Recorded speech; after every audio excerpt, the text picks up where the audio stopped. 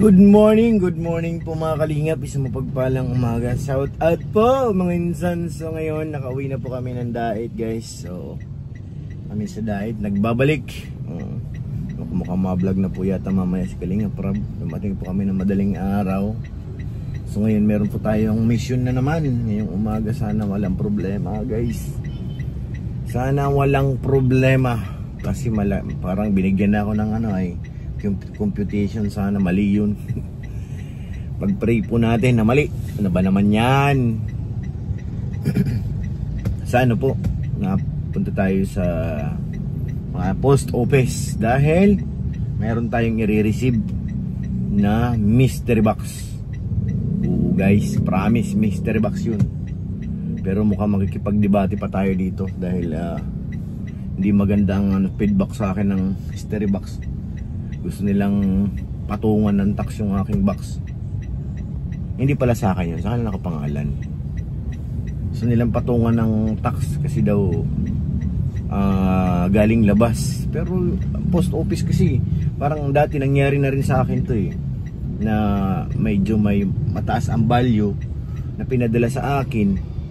Tapos pagdating ko sa post office, nag-compute sila ng custom, may tawag dito, custom tax na umaabot din yata ng almost 15k.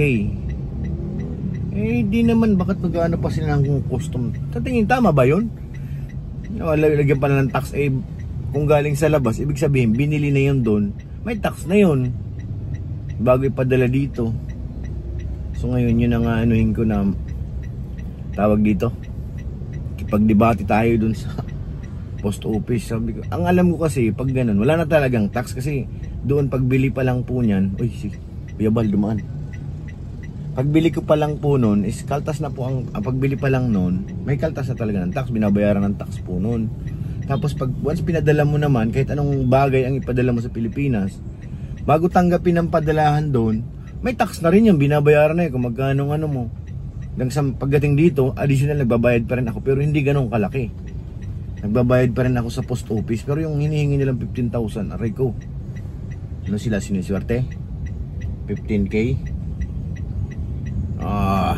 Sana maayos natin to guys. Pupuntahan natin to ngayon. Kailangan natin makuha yung mystery box.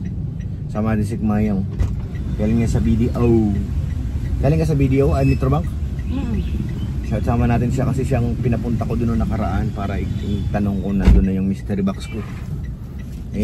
Nandun na nga kaso ganun naman ang hinihingi nila. Malaki, 15,000 na magbabayad ako ng ganun. 15,300. 300 lang naman bayaran ko dun. Yun ang ko, 300 kasi sa dami nang na-receive ko sa post office. Ganun talaga. Pero alam ko hindi ito ang first time, parang last year ata yun. Nagpadala rin sa akin si Ate Ani. Nung nalaman nila na premium ang laman, nagbibigay sila ng quotation ng tax ng custom. Anong ng custom dun? Kung sasakyan pa ako na-smuggle, pwede. Hindi na may smuggle, dumaan yan sa padalahan ng bakit lalagyan nila ng tax? Sana na maayos ito ngayon mga kalingap dahil mahalaga po ang laman nun. Mahalaga. Mystery nga ni. Kailangan natin maayos bago mag-vlog si Kalingap Rob. Nag-usap na kami doon na sa pag-vlog niya. Mystery box. Alam niyo kung para kanino yun? Para sa akin. No. Mayi. Para kay yun. Kay Carla guys. Mystery box. Kaso sa akin nakapangalan. Kaya ako ang mag-asikaso. At abangan nyo ang vlog nun. Siyempre na kay Kalingap Rob. Hindi ko naman alam kung ano laman ng mystery box. Mag-unboxing yun dun sa vlog ni Kalingap Rob. Kaya abangan nila. Abangan talaga yun guys. Mystery box. Ang masasabi ko lang kay Carla, sana ganun talaga. Abangan nyo guys. Mystery. Kahit ako excited na ako Video naman kami guys kasi kailangan ko magbayad ng mga utang-utang. Tama na ako may tricycle. Palayasin natin yan. Ito muna kami guys. Bago pumunta sa sa post office. To the rest of my life. Ito, parada.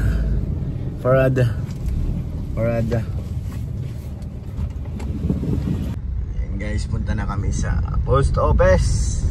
Sana hindi maging error yun, no? Pwede video doon? Papaalam din natin, eh, pag nakipagkulitan sila, eh, vlog ko yun, nasama ko sila sa vlog.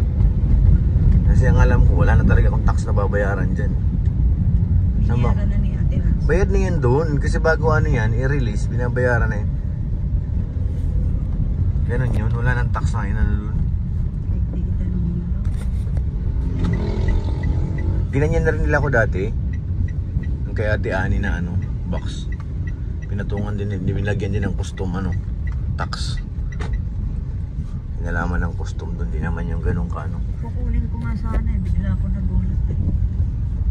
Hindi mo na ma-receive yun, ako nakaano yun. Bibigyan mo lang ako authorization. ID ko ang ano doon. Inibiling ko yun na walang ibang pwede mag-claim doon, ako lang. Na hindi mo makukuha talaga yun. Ulan na naman. May bagyo baga. Bilib ako doon sa nagpaparade. Nagno-motorcade. Kabila ng bagyo tuloy.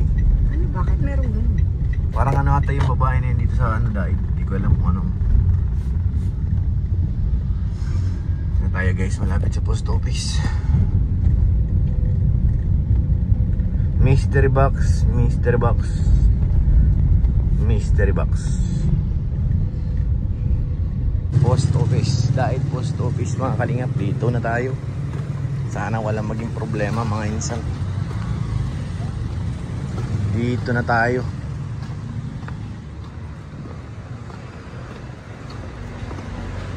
Ayun na nga guys, take 2 na tayo. Dito, pambihira.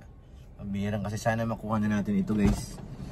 Pangalawang balik natin sa post office. Dahil sa mystery box, ikaw gusto mo sumama si Maya. Yung mystery, patayin mo na lang yung mystery box natin, babalikan natin ulit. So ayan, dito na tayo.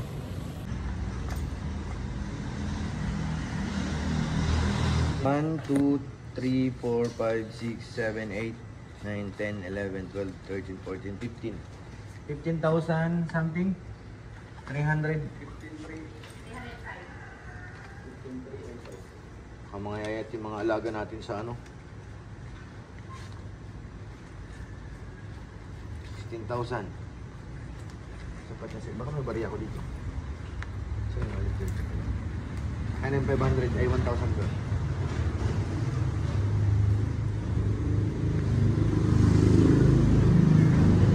Kukuha na natin ang mystery box ni Carla. Napakaganda niyan, mystery box. Ang mystery box nandito na. Oh. Thank you kay Ate Nancy Basconcillo sa TMMG Level Up. Salamat po, Ate. Salamat po, maraming salamat.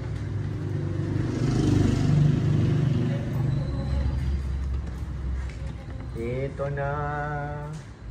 Tingin mo sir, di kaya nabuksan yung box? Di naman. Binuksan sir ito.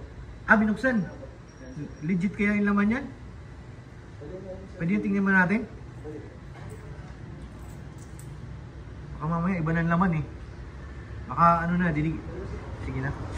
Tingnan daw sa loob. Baka sigurado tayo guys. Mahirap na. Napakalaki ng value ng mystery box na yan. Mystery box ngayon. Confirm ko lang kung tama yung laman. Mystery box.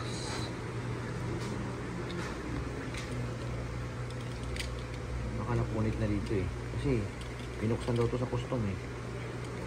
Ano ito bubuksan no? Sana pabukasin mo. Nakandi. Punit ko. Okay.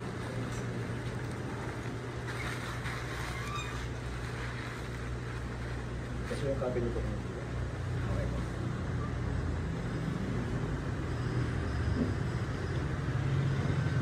Dami ah. May t-shirt. Ito yung aking t-shirt. Saka ito. Hindi lang iwan ko. Tanggalin ko ito. Hindi ko napapakita yun kasi ano yun. Tawag dito si Kalinga para mag-u-open yan. Ito lang sa akin. Okay na yun. Ay Carl, abangan nyo po sa vlog ni Kalinga Prab. Malalaman nyo po kung ano ang laman talaga nito guys. Kung ano ang nilalaman ng mystery box na ito.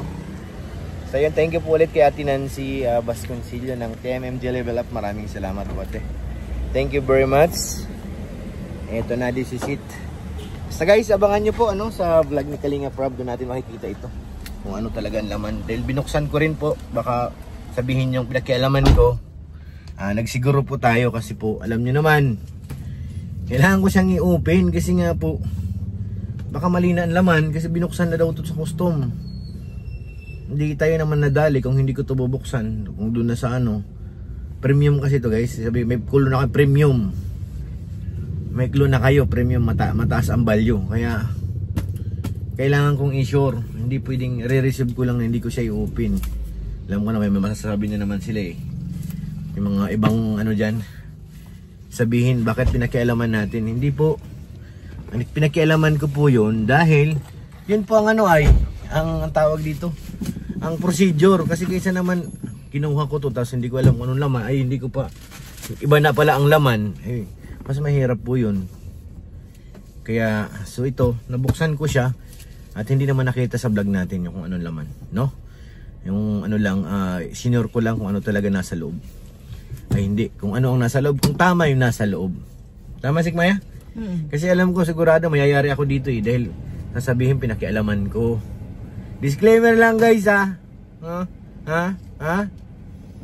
Alam niyo naman siguro yun. At kailangan ko talagang buksan. Sorry. Wala akong intention na masama guys. Kailangan lang natin magsiguro kasi nga premium po ito. Hindi po yan yung yung tawag dito